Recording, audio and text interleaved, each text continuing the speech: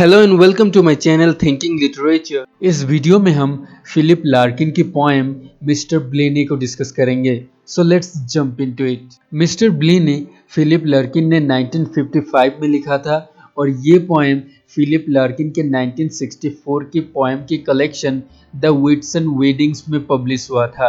और Philip Larkin की ये poem loneliness, deprivation and the fear of wasting one's life के बारे में है। इस पोएम का जो स्पीकर है वो एक रूम किराए पर लेता है और बाद में उस रूम में रहे पहले के किराएदार मिस्टर ब्लेनी के बारे में उसे पता चलता है, जो अपने जीवन के बहुत सारे ईयर्स उस रूम में लोनली और बहुत डल तरीके से बिताता है।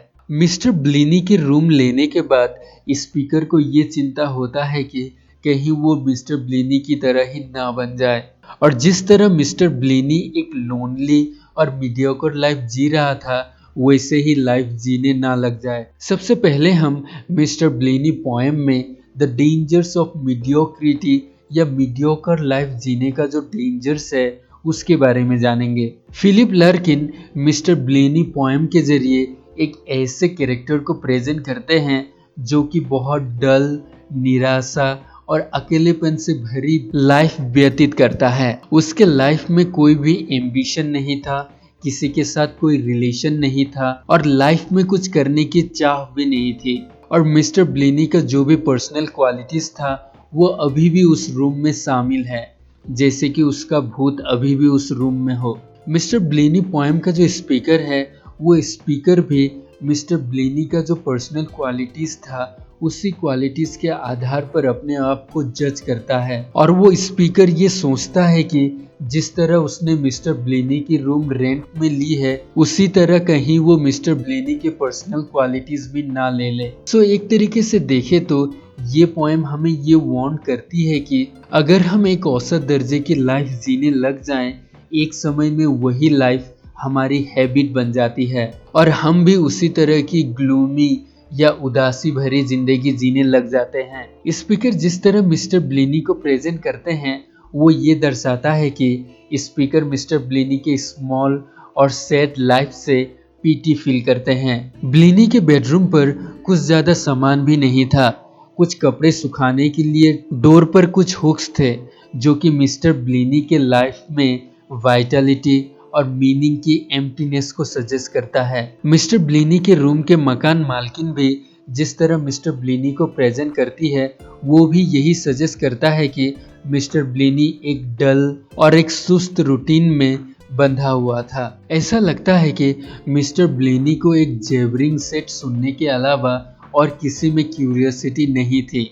यहाँ पर जेबरिंग सेट से हम रेडियो या टीवी का अंदाजा लगा सकते हैं। इसके अलावा मिस्टर ब्लेनी को गैम्बलिंग में भी बहुत रुचि थी और मिस्टर ब्लेनी का उसके बहन के अलावा और किसी के साथ भी कुछ कांटेक्ट नहीं था। सो एक तरीके से देखे तो मिस्टर ब्लेनी ने इस वर्ल्ड में कुछ अपना मार्क छोड़ा ही नहीं, और जो कुछ थोड़ा उसने अपने मकान मालकिन के गार्डन पर गार्डनिंग की थी वो भी अभी मेस हुई है या बिखरी हुई है। लेकिन स्पीकर को जो बात बहुत अनकंफर्टेबल लग रही है वो ये है कि अभी स्पीकर खुद मिस्टर ब्लेनी के नक्शे कदम पर चल रहा है, जबकि स्पीकर को ये स्पष्ट रूप से दिखाई दे रहा है कि मिस्टर ब्लेनी का लाइफ कितना खाली और बेबस था। फिर भी वो मिस्टर ब्लेनी का रूम लेता है और कहता है कि आई विल टेक इट, जैसे कि स्पीकर उसी लाइफ को जीना चाहते हैं जो मिस्टर ब्लेनी ने जिया था। अभी स्पीकर ऑलमोस्ट मिस्टर ब्लेनी की तरह ही जी रहे हैं। स्पीकर अभी वहीं लेटे हुए हैं जहां पर एक समय मिस्टर ब्लेनी लेटा रहता था, और स्पीकर मिस्टर ब्लेनी की ही तरह स्मोक कर रहा है और टाइम और हेल्थ बिगाड़ रहा है। और स्पीकर का ये स्टेटमेंट कि ही नोस ब्लेनीज हैबिट ये सजेस्ट करता है कि स्पीकर ने मिस्टर ब्लेनी के सारे रूटीन के बारे में लैंडलेडी से डिटेल में चर्चा की है। जब स्पीकर को अपने आगे की लाइफ के बारे में पता चलता है तब उसे ये डर लगने लग जाता है कि ब्लेनी की ही तरह वो भी लाइफ में कुछ ज़्यादा नहीं कर पाएगा। उसी बिस्तर पर लेटे हुए जहां मिस्टर ब्लेनी एक समय लेटता था, स्पीकर ये सोचते हैं कि क्या मिस्टर ब्लेनी को भी यही डर महसूस हुआ था कि नहीं, जब मिस्टर ब्लीनी अपने आगे की लाइफ के बारे में सोचते हैं। पोएम के स्पीकर ब्लीनी के लाइफ को एक जजमेंट या डिसीजन की तरह लेता है। जब स्पीकर कहते हैं कि how we live measures our own nature, उससे स्पीकर का ये कहने का मतलब था कि एक एम्प्टी या खाली जीवन एक एम्प्टी या खोखला कैरेक्टर पैदा कर सकता है, और स्पीकर खुद ये महसूस करते हैं कि वो भी मिस्टर ब्लेनी की तरह एक एम्प्टी या खोखले पर्सन बन गए हैं।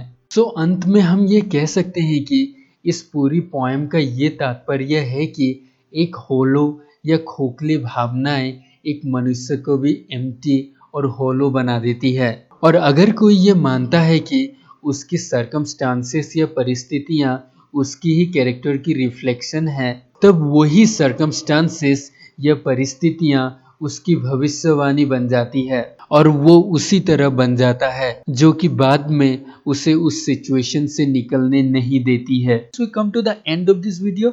अगर आपको वीडियो अच्छा लगा तो लाइक कीजिए, अगर अच्छा नहीं लगा तो डिसलाइक कीजिए, और अगर नए हैं तो सब्सक्राइब कीजिए।